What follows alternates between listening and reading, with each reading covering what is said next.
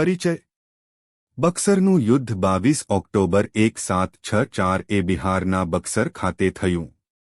આ યુદ્ધમાં British East India company અને ભારતીય શાસકો વચ્ચે ટક્કર થઈ. યુદ્ધ કોણ કોણ વચ્ચે થયું?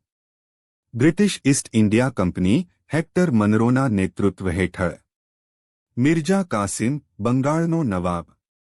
શાહઆલમ દ્વિતીય, મુઘલ સમ્રાટ. સિરાજઉદ્દૌલા, અવધનો નવાબ. યુદ્ધના કારણો. પ્લાસી યુદ્ધ પછી બ્રિટિશોની વધતી અસર.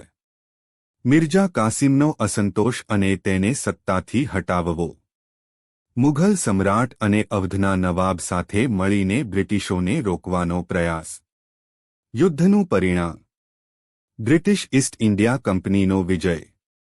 ભારતીય સંયુક્ત સેના પરાજિત. પરિણામો અને મહત્વ.